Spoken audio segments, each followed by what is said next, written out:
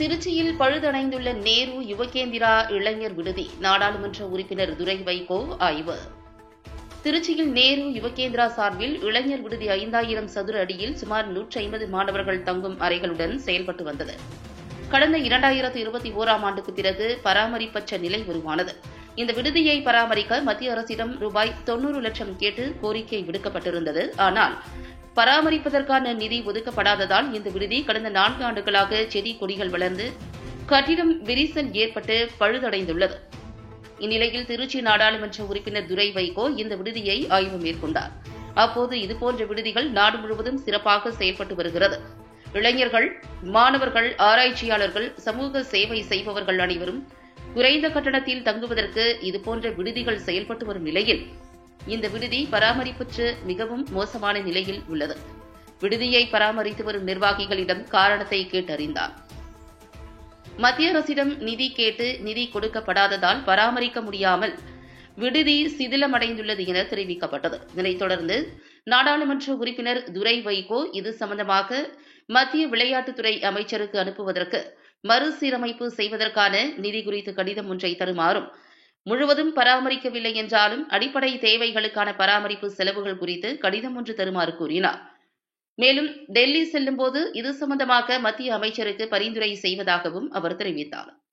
மேலும் செல்வ பெருந்தகை பற்றி கேட்டதற்கு அணையிலிருந்து தண்ணீர் திறந்து விடுவதற்கு அதிகாரிகளுக்கு அதிகாரம் உள்ளது. ஏனென்றால் அணையில் தண்ணீர் நிரம்பிவிட்டால் அணை உடைந்து வேறு அபாயம் ஏற்பட வாய்ப்புள்ளது. எனவே இது சம்பந்தமாக தெரியப்படுத்த வேண்டிய அவசியம் இருக்காது என்பது என்னுடைய கருத்து. அதே சமயத்தில் அவர்களிடம் என்ன நடக்கிறது என்ற தகவலை அதிகாரிகள் சொல்லியிருக்கலாம் என தெரிவித்தார். வணக்கம். நேரு யுவகேந்திரா அல்லது மை பாரத் என்று அழைக்கப்படும் இந்த அமைப்பு ஒன்றிய அமைச்சகம், இளைஞர் நலன் மற்றும் விளையாட்டுத்துறை அமைச்சகத்தின் கீழ் இது செயல்படுகின்றது. இந்த நேரு யுவகேந்திராங்கிறது என்னென்னா, இங்கே நான் ஏற்கனவே சொன்ன மாதிரி இளைஞர் நலன் மற்றும் விளையாட்டுத்துறை சம்மந்தமாக இருக்குது. குறிப்பாக இங்கே யூத் ஹாஸ்டல் இருக்குது. இவங்க இந்த யூத் ஹாஸ்டல் பொறுத்த வரைக்கும் இந்தியா முழுவதும் எல்லா முக்கியமான நகரம் யூத் ஹாஸ்டல் இருக்கிறோம். இந்த அமைப்பின் கீழ் தான் செயல்படுது.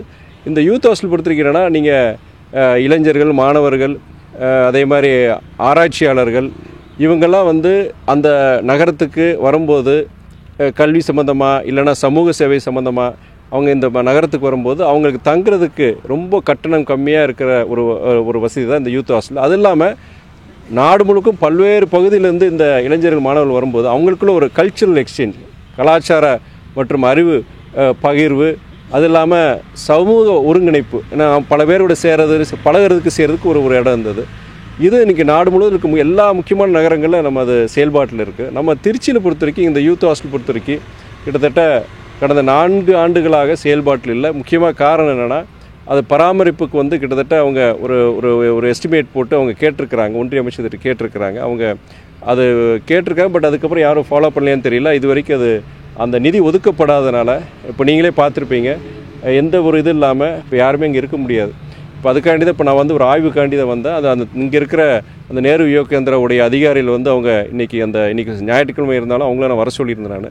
நான் இங்கே ஆய்வு பண்ணிவிட்டு அவங்க எஸ்டிமேட் மாதிரி ரிவைஸ்ட் எஸ்டிமேட், இந்த எஸ்டிமேட்டு கிட்டத்தட்ட 3 வருஷத்துக்கு முன்னாடி அவங்க சிபிடபிள்யூடி மூலிமா எஸ்டிமேட் போட்டு அவங்க கொடுத்துருக்குறாங்க, ஒன்றிய அமைச்சர் கொடுத்துருக்குறாங்க.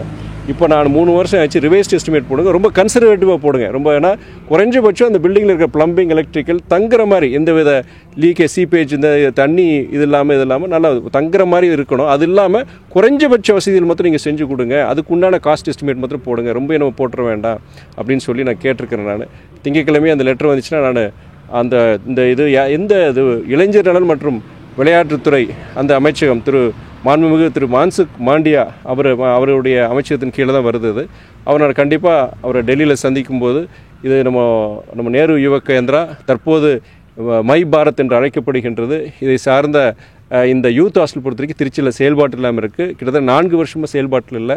அதனால் இது துரிதமாக இதுக்குண்டான நிதியை ஒதுக்கி இது செயல்பாட்டுக்கு கொண்டு வரது மூலமாக குறிப்பாக திருச்சி நகரத்துக்கு பல்வேறு நீங்கள் கிராமப்பகுதியிலேருந்து நாடு முழுவதும் இங்கே திருச்சிக்கு கல்விக்காண்டியும், விளையாட்டுக்காண்டியும், சமூக சேவைக்காண்டியும் குறிப்பாக நம்ம என்சிசி, என்எஸ்எஸ், இந்த ஸ்கவுட்ஸ் மூவ்மெண்ட், இது எல்லாம் இது சம்மந்தமான நிறைய யங்ஸ்டர்ஸ் வராங்க. அவங்களுக்கு வந்து இன்றைக்கி வெளியில் தங்க வேண்டியது இருக்குது.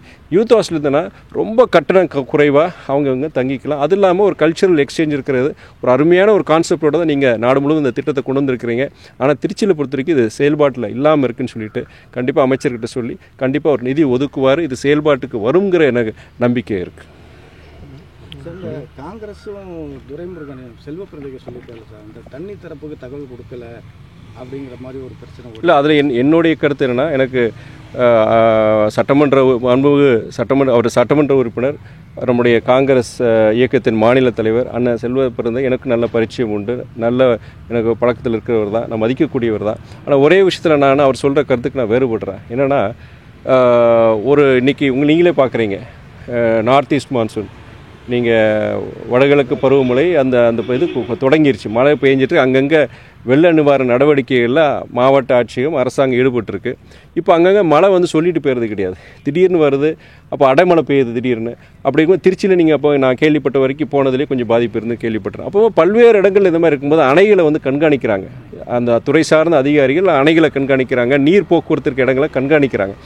உடனுக்குடன் அந்த ஆக்ஷன் எடுக்கணும். நீங்கள் குறிப்பிட்ட ஒரு 10 நிமிஷம் நீங்கள் காலதாமதம் பண்ணால் கூட உங்களுக்கு அங்கே ஒரு வெள்ள அபாயம் ஏற்படக்கூடிய இது இருக்கிறதுனால அந்த அணையை வந்து பொறுத்த வரைக்கும் அவங்களுக்கு அதிகாரம் கொடுத்துருக்காங்க. அந்த அதிகாரிகளுக்கு பொறுத்த வரைக்கும் அந்த அதிகாரம் இந்த குறிப்பிட்ட லெவலுக்கு மேலே அந்த தண்ணி போச்சுன்னா கண்டிப்பாக அங்கே தண்ணி அந்த திறந்து விடணுங்கிற ஒரு இது இருக்குது. அப்படி இருக்கும் பொழுது அந்த அதிகாரம், அந்த உத்தரவின் பேரில் அந்த அதிகாரிகள் பொறுத்து அந்த தண்ணியை அங்கே திறந்து விட்டுருக்கலாம்.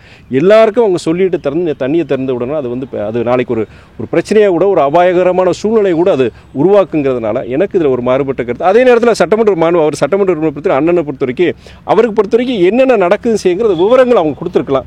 பட் வந்து சொல்லிட்டு தான் திறக்கணுங்கிறது அதில் வந்து அது எனக்கு அதில் கருத்து எனக்கு வேறுபாடு இருக்குது.